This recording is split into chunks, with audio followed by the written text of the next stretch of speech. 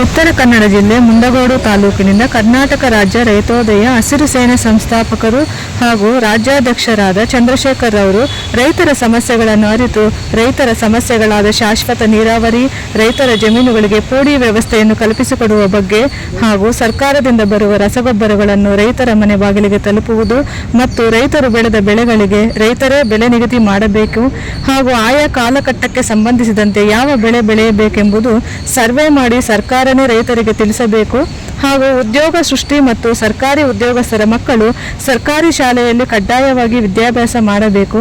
ಎಲ್ಲ ಸಮಸ್ಯೆಗಳನ್ನು ಒಳಗೊಂಡಂತೆ ಬೆಳಗಾವಿಯಿಂದ ಬೆಂಗಳೂರುವರೆಗೂ ಕಾಲುನಡಿಗೆ ಪಾದಯಾತ್ರೆ ಕಾರ್ಯಕ್ರಮದ ದಿನಾಂಕ ನಿಗದಿಯಾಗುತ್ತಿದ್ದು, ಕಾರ್ಯಕ್ರಮದ ವಿಚಾರವಾಗಿ ಎಲ್ಲ ತಾಲೂಕುಗಳಲ್ಲಿ ಪೂರ್ವಭಾವಿ ಸಭೆ ಮಾಡುತ್ತಿದ್ದು ಹಾಗೂ ಎಲ್ಲ ಜಿಲ್ಲೆಯ ಜಿಲ್ಲಾಧಿಕಾರಿಗಳ ಬಳಿ ಮನವಿ ನೀಡಲಾಗುತ್ತಿದೆ.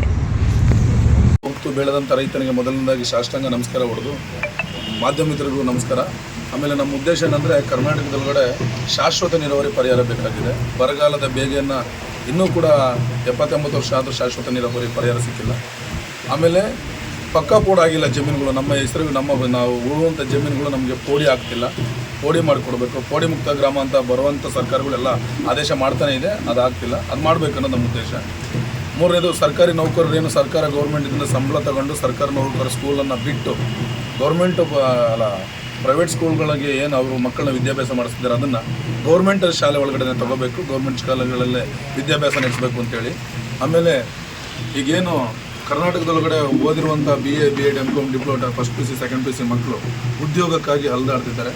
ಅವರಿಗೆ ಪ್ರೈವೇಟ್ ಕಂಪ್ನಿಗಳನ್ನು 224 ಕ್ಷೇತ್ರ 31 ಜಿಲ್ಲೆ ಒಳಗಡೆ ತಗೊಬಂದು ಇಂಡಸ್ಟ್ರಿಯನ್ನು ಓಪನ್ ಮಾಡಿ ಒಂದು 15-20 ಸಾವಿರ ರೂಪಾಯಿ ಸ್ಯಾಲ್ರಿ ಕೊಟ್ಟು ಅವರಿಗೆ ಸಂಬಳ ಕೊಟ್ಟು ಅವ್ರಿಗೆ ಕೆಲಸ ಕೊಡಬೇಕು. ಹೀಗಾಗಿ ನಮ್ಮದು ಕರ್ನಾಟಕದಲ್ಲಿ ಕೃಷಿಗೆ ಸಂಬಂಧಪಟ್ಟಂಗೆ ಏನು ರಸಗೊಬ್ಬರ ಇರ್ಬೋದು, ಕಾಳು ಕಡ್ಡಿ ಇರ್ಬೋದು, ಈ ಕೃಷಿ ಇಲಾಖೆಗಳಿಂದ ಬರುವಂಥ ಯಾವುದೇ ಪ್ರಾಡಕ್ಟ್ಗಳನ್ನು ಸರ್ಕಾರದ ಕರೆಕ್ಟಾಗಿ ರೈತನ ಮನೆ ಬಾಗಿಲಿಗೆ ತಲುಪಿಸುವಂಥ ಕೆಲಸ ಇದುವರೆಗೂ ಮಾಡಿಲ್ಲ, ಮುಂದಕ್ಕೂ ಮಾಡ್ತಿಲ್ಲ. ಬಿತ್ತನೆ ಬೀಜಗಳ ರೇಟ್ ಆಯಿತು, ರಸಗೊಬ್ಬರಗಳ ರೇಟ್ ಆಯಿತು, ಆದರೆ ರೈತ ಬೆಳೆದಂಥ ಬೆಳೆಗೆ ರೇಟ್ ಆಗಲಿಲ್ಲ. ಹಾಗಾಗಿ ನಮ್ಮ ಹೋರಾಟ ಏನಂದರೆ ಬೆಳಗಾವಿಯಿಂದ ಬೆಂಗಳೂರುವರೆಗೆ ಲಕ್ಷಾಂತರ ಜನ ಒಂದು ಹೋರಾಟವನ್ನು ಇಟ್ಕೊಂಡು ಅವರವರ ಖರ್ಚಿಂದ ಹೋರಾಟ ಮಾಡ್ತಿದ್ದೀವಿ. ಇಲ್ಲಿ ಯಾವುದೇ ರಾಜಕೀಯ ಇರೋದಿಲ್ಲ, ಯಾವುದೇ ದುರುದ್ದೇಶ ಇರೋದಿಲ್ಲ. ಐದು ವಿಷಯಗಳನ್ನು ಇಟ್ಕೊಂಡು ಹೋರಾಟ ಮಾಡ್ತಿದ್ದೀವಿ. ಇದು ತುಂಬ ಸಂಕ್ಷಿಪ್ತವಾಗಿರುತ್ತದೆ. ನಾವು ವಾಸ ಮಾಡ್ತಿರುವಂಥ ಮನೆಗಳು ಕೂಡ ನಮಗೆ ಇವತ್ತು ಹಕ್ಕುಪತ್ರ ವಿತರಣೆ ಮಾಡೋಕ್ಕಾಗಿಲ್ಲ. ಖಾತೆ ಮಾಡಿಸ್ಕೊಡ್ಬೇಕು, 1 ಎಕರೆ ಜಮೀನು ಖಾತೆ ಮಾಡಿಸ್ಬೇಕಂದ್ರೆ RI ವಿಲೇಜ್ಗಳ ತಹಸೀಲ್ದಾರ್ಗಳು ಲಕ್ಷಾಂತರ ರೂಪಾಯಿ ನಮ್ಮ ಹತ್ರ ಸುಲಿಗೆ ಮಾಡ್ತಿದ್ದಾರೆ.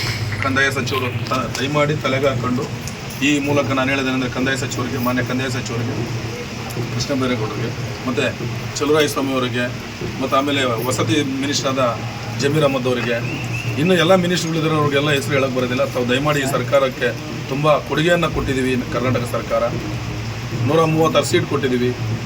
ಅದಕ್ಕೋಸ್ಕರ ನೀವು ಈ ಋಣ ತೀರಿಸ್ಕೋಬೇಕು ಅಂದರೆ, ಈ ಋಣನ ನೀವು ಭರಿಸಬೇಕಾದ್ರೆ ರೈತರಿಗೆ ಯಾವುದೇ ಕಾರಣಕ್ಕೆ ಅನ್ಯಾಯ ಮಾಡಬೇಡಿ, ರೈತರಿಂದ ನಿಂತ್ಕೊಳ್ಳಿ, ರೈತರಿಗೆ ಸಹಾಯ ಮಾಡಿ ಅನ್ನುವ ಮೂಲಕ ಇವತ್ತೇನು ಕರ್ನಾಟಕದೊಳಗಡೆ 31 ಜಿಲ್ಲೆ ಒಳಗಡೆ ಕೂಡ ನಮ್ಮ ಪ್ರವಾಸ ನಡೀತಾ ಇದೆ.